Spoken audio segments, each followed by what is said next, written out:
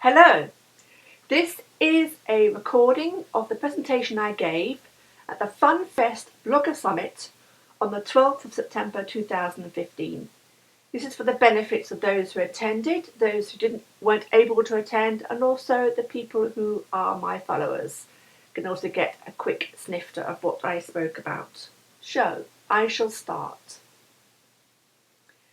The main three elements I spoke about, because I always think it's a good idea to be concise, were excellent content, in other words, how to be valuable, how easy to make it for your readers, in other words, how to be sociable, and how to make yourself visible, in other words, how to be involved. I'll explain in this presentation. Right, the first thing you want to be aware of is the difference between quality versus quantity. There's a lot of stuff out there on the blogosphere, that is actually below par. And if you want to make yourself stand out and get noticed, it's very important to be able to produce a lot of extra and valuable information that people actually want to read. So, I will provide value, not just anything, in order to say that you published that day. It's probably better for you not to actually publish anything that day if you haven't got anything worth publishing. Leave it for another day, leave it tomorrow. Use the day to get the information together, to do the research, to do the thinking, to do the writing, so that when you publish tomorrow, it's something definitely worth reading. What does your reader want to read? That's very important, because you could happily write stuff that nobody actually wants to read at all. But then you've that's not actually the purpose of blogging. You want people to read your stuff. Therefore, give them what interests them, what they want to read, what makes them come back for more. And the kind of things that you might want to give them to read, obviously you need to be fresh and catchy in your writing. I'll talk about that a bit later. But look at what's trending. See what's happening in the news at the moment. Can you be controversial? Can you have a point of view? Do you have an opinion about what's happening in the world at the moment, or within your niche or your subject or your industry? What you provide your readers, is it useful? Is it helpful? Can it actually change their lives for the better? The information you give people, is it shareable? Is it valuable that other people would like to know about it? Is it presented in a way that people can understand immediately in a visual capacity, like an infographic or a video or even a really good image? And how entertaining is it? You don't want it to be dry, dull, academic. You want it to be exciting, and people wanting to read it and share it with others. The next version I've put down on excellent content is consistency, can't even say that word, versus frequency. Now, people think that they have to post every day, and unless you're actually doing a challenge, that's not necessarily the case. Consistency means actually being consistent and being regular in how much you publish in your blog. Frequency merely means doing a whole rash of posts at one go, getting totally exhausted, and then suddenly finding you've run out of brain power or subject matter, and you go dark for a while. Now that isn't going to be very useful for your blog or the search engines or your readers. So, to maintain a consistency in your blogging, have a good look at your lifestyle, your business, and what's happening with what you're doing at the moment, and really work out how much writing and blogging can you really achieve per week. Is it one a day? Is it one a week? Is it even once a fortnight? It doesn't matter, because the consistency value is more important. If you consistently write a post once a week, and consistently post it on the same day at the same time, then that is far more beneficial to you and your blog than it would be to write 20 in one go and then to be totally exhausted and not do any more for ages. So be realistic. Look at what you can do. If you cannot do it yourself, find other people to share the load, to help you. Either your colleagues or your friends or your contacts you have. Get them to provide posts to keep your blog going. And this consistency means that your readers and your search engines expect you to publish on a certain day, say Tuesday morning, 10 o'clock. They expect a post to be there. And that can be very beneficial to you to make sure that you have a guaranteed reader and a guaranteed search engine spider ready to pounce to index your blog once it's published. Right. The next one is, do you really know who your readers are? A lot of people probably don't actually. So it's very important to sit down and spend a couple of hours having a really good think of your ideal reader and who they might be. Because if you don't know who your ideal reader is, you're not going to know how to write your posts properly. You're not going to know the subjects that you would like to post and that your readers would like to read. So spend a bit of time working out who your ideal reader is, because believe it or not, all your other readers will want to conform to match that ideal reader. So if you write for your ideal reader, the other readers will become that ideal reader because they want to aspire to being that ideal reader. Now, it's important also to understand your reader back to front, to understand how they think and how they respond, which then means writing, I put here speak, in your reader's language, how they think, the kind of words they would use, the concepts they understand. That's all very important when it comes to blogging for your ideal reader. When you write to them, you write as though you're having a conversation. It's not like you're trying to preach to them. You're not trying to be a stuffy academic piece of writing that's so dull people turn off immediately. You need to write as if you're having a conversation with them. Pretend that they're sitting next to you or you're having a coffee with them in a coffee bar somewhere. Just write as if you're talking to them. And this will help you develop your voice to make you more real, to make you more like them. That's so important. Become your reader, or become someone who can communicate with your reader in a really easy and friendly fashion. The fourth one is write only for your readers. I've just been talking about that, but I'll say it a bit more. Getting lots of traffic in your stats may make lots of people hop and down happily because they see their graph going up. But does it really mean that all these people are your readers? Take a look at your bounce rates and you probably find that a lot of them aren't. They pop onto your blog, think, nah, and they're off again. You don't want them that. You want them to stick around. You want these people to come onto your blog to be your pop-up readers and read your posts. So, don't taint your writing to satisfy the search engines. A lot of people think that SEO is the be-all and end-all, but it isn't really, because what's more important is your readers. If you make your readers happy and they like what you read, they will come back again. They will return. They will want to know what else you've written.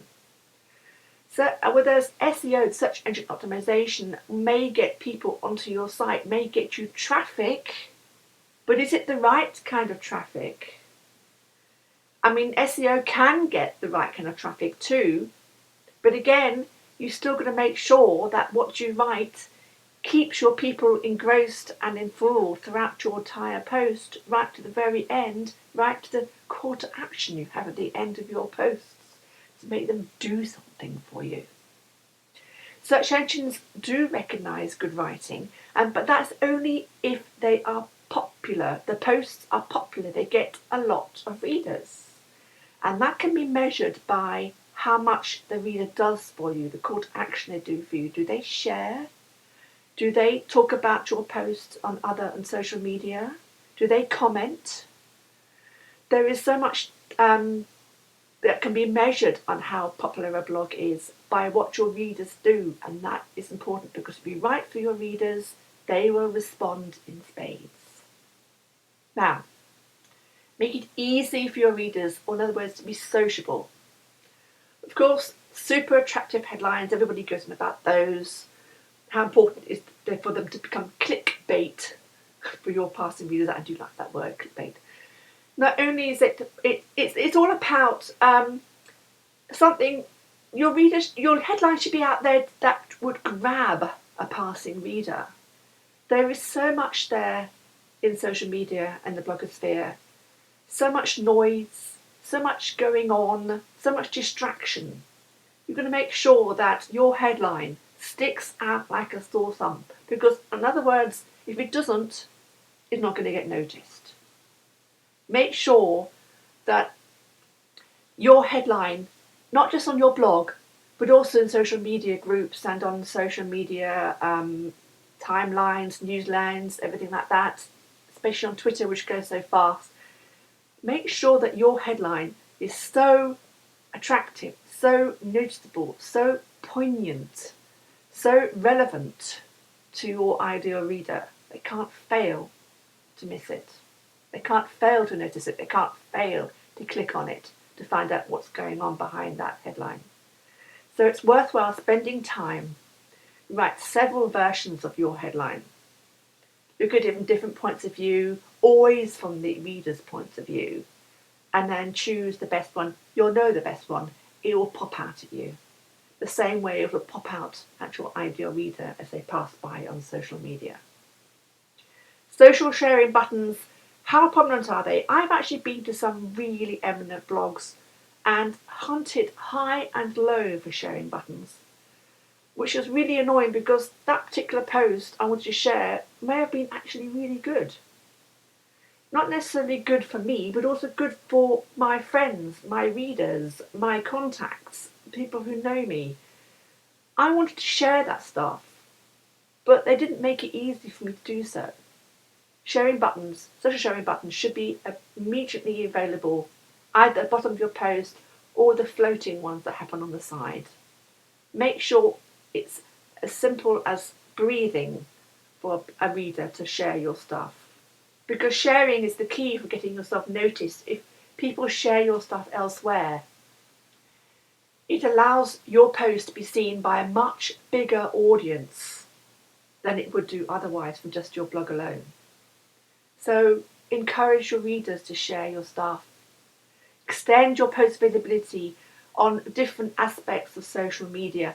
Make it easy, make it a joy, make it so that your post can be shared. For example, it doesn't have to be in a word way, it can be done in a visual way because there are infographics and there were images to be put on Pinterest and Instagram, and there are videos that were shared on YouTube and on Twitter and on Facebook, and there's lots of different ways of getting your stuff shared. But make sure that it's easy for people to do it, because otherwise your little blog will sit there in the dark and nobody will ever notice it. Comments. I could go on for comments for ages, but I'm not going to, because they happen necessarily not on your blog anymore. Comments on your blog are getting rarer and rarer, which is such a shame, but never mind, we have to go with the times. And the times is that comments now happen outside the blog. So you now have to make sure that wherever you do, you are getting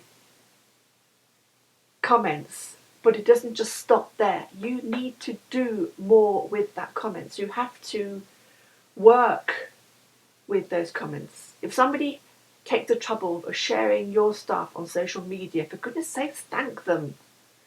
And then if they're more forthcoming, then you can go and create some more interaction, some more engagement, you can set up a conversation with them. You can continue the conversation further.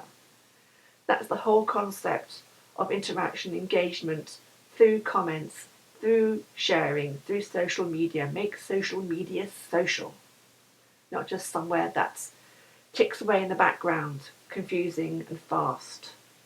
Embrace it, use it. And use it to listen to your community. Listen to find out what people really want. Listen to read what other people are saying. Can you manipulate this to your own posts in another time that you want to post on your blog? And the whole concept of being social is that, like, you've got a crowd of people around somebody, you think, what's going on there? Why is that person being so sociable? So it becomes attractive. People go over to have a look. If you manage to get a lot of activity happening either on your blog or in social media around one of your posts or anything, it is attractive to others and they want to come over to see what's going on so they can get a piece of the action. So finally, do you actually follow up? This is something that not everybody does. They put they promote their posts on social media and they put their posts up on their blog, and then they sit back and they wonder why people aren't coming. So to actually get some interaction, some engagement going on, do you have to follow up on what you do? It's all part of what I've just said earlier about the actual engagement with the people, but it's all about it being social online. It's all about continuing your relationships further on. You can either do it on the social media platform that you see the share or the comment, or you can do it, if you like, and if the other person is willing, you can do it outside of that environment. You could do it by other methods like Skype and Hangouts, Twitter direct messaging, Facebook direct messaging, all sorts of different places you can talk to these people who actually show you an interest. And if they're willing, then you can continue your conversations elsewhere, and you can never know what will come out. Because if you show an interest in your readers, they will respond to you. They will give you information, they will give you feedback, they will give you sort of stuff that you can then take and write again in more posts that your readers want to read, that make you more noticeable on the web. Right, make yourself visible, or in other words, to be involved. Again, I keep going on about the social aspect of social media. Think about what would be attractive to your readers. What makes your topics, your headlines, your writing style, your communication tactics, what is attractive to your readers? Use images to gain better traction. It's all becoming well known now that to use images, especially on Facebook and videos as well, and on Twitter and all these places, and of course there's always Pinterest and Instagram and all the other image related social media profiles, they all use images to attract readers. So make sure your images are, of course, attractive, they are always relevant, they are highly bright and joyful and colourful, and of course they have to be copyright correct as well. Make sure you're not nicking other people's work without their permission. So use your images to help attract the readers to come and find your posts, or just your interaction, your comments, your presentation on social media. Schedule your promotions if you want to make sure that you get the best coverage over days, weeks, months, or whatever. But don't forget that it's important for you to be around to engage with anybody who responds, who leaves a comment. Thank them. See if they are willing, if they're around, if they want to, continue the conversation, especially if you catch it as soon as it occurs. And if you say the right thing, you can get some wonderful conversations, some wonderful repartees going on. You never know what come out of it. Most wonderful scenarios have happened through people who actually bothered to respond, and then somebody else was still there and made the effort to keep the conversation going. Remember, always put your readers first, because they are the reason why you're writing your blogs or why you're doing your engagement on social media. Start discussions and conversations. Now, this is all about putting your own needs aside for a while. Start thinking about the other person. Think about the other reader. This is in the long term. If you want a short term, maybe, this may be a little bit frustrating for you, but in the long term, if you want to get yourself visible, it's worthwhile taking a step back from yourself and start thinking about the other person first. Participate positively, helpfully and constructively at first. This is in all the various groups and forums and communities and whatever on social media. You find a group or a community that you think resonates with your ideal reader. Don't go in there like a bull in a china shop and me just bung your posts there and expect people to read them, because they won't. Even if they've got the most wonderful, attractive headline as well, they probably won't. They don't know who you are. Who is this person? I don't know who they are. Are they worthwhile? Are they kosher? Are they actually, are they who they say they are? Make them realise who you are by being, by participating, by being helpful, by providing information, by being encouraging, by being forthcoming. And the more you share, the more you altruistically give, they will soon recognise that you are who you say you are. And if your stuff is helpful, they will learn to recognise and appreciate your expertise, especially if you get them solve their problems and make their lives worthwhile. Listen and learn beforehand. It's so important to go before you start making a difference within an environment, a community. Learn and listen what other people are saying before you jump in and join the conversation, because they may have different styles, different etiquettes, different expectations. You don't want to make a faux pas by saying the wrong thing to the wrong person at the wrong time.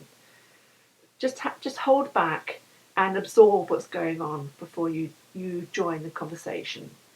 And then once you've done all this and you've gained yourself a relationship, then it's time to start promoting your posts. But don't just dump them and leave them. Do it via a discussion point. Do it via a conversation. Do it via a question. Because if you've done your work effectively, people will then want to be able to respond to what you put on there. And if you set up a discussion point and, of course, use your post as extra information within that discussion point, they're much more likely to click on it and read what you have to say. Right. Engage and form relationships. Connect with those who are already writing or commenting about you. If they've had the decency or they are interested in you, then why not take advantage of that? Make that comment. Reciprocate their comments and social shares. Say thank you. Say something nice about them. Ask them a question. See what information else you can get from them by being sociable and friendly. You're not going to lose anything by doing this. You never know what comes around the corner. Questions are always great for finding out more feedback and more information that you can then obviously use to benefit others as well as the person you're speaking to and as well as yourself. And of course, you can find out who's the influence in your area. Don't stalk them, but just try and see if you can get their attention by asking a question or agreeing with what they say or commenting on their posts or just something. Don't go overboard. Just trickle along your interest in them by being enthusiastic and sociable. And eventually, one day, you may even succeed in getting the ability to be able to write a guest blog on their website, and that can get you a huge amount of relevant traffic, relevant readers back to your blog if they like what you've written on their blog and it makes an impact. And if you can get more than one, that's even better. Now, get known who you are. You are all experts in your own area, your subject, your niche, your industry, or you wouldn't be blogging in the first place. So capitalise on that. What information do you have? It doesn't have to be only in your posts that you share. You could do a video like this as well. You could do a slideshare. You could do an infographic. You could do a little tiny series. You could even write a book. No, this is something I've been trying to do for ages, and I have this book on the back burner, and in one day it will be written, and then the next one, and so on. But it's amazing how much your reputation will grow once you've actually made the effort and overcome your hurdles and published your first book. It doesn't have to be all fancy. It can be a very simple ebook. It could be even something like a Kindle on Amazon. And it doesn't have to be perfect. There's no reason why you should be worried about anything being perfect. You just get something out there. And then people start to be able to realise that you know what you're talking about. To have a good think about what other people are saying, and don't be afraid to share your opinions. Put forward your views. Even be controversial. But if you are going to be that, make sure you've got enough information resources to back up what you claim. And if you're successful in doing this and people like and appreciate and comment and share what you say, you can become a thought leader within your subject, your niche or your industry. And again, that all contributes towards you writing your book, doesn't it? And of course, if you constantly provide expert value, that changes your readers' lives in either your book or your other aspects which you provide, like the videos and the blog posts and whatnot, and that you can back up this information in your opinions and your thought leader presentations. Who knows what will come from it? That's why I do this kind of work all the time. Now, that's me finished today. I hope it was beneficial for you, and I also hope that you will share this with other people, because I'm quite happy for other people to see this. Please share that and feel that you can talk to me anytime, because I like questions and I look so much to hearing from you at some point in the future. Thank you so much for listening to me. Bye.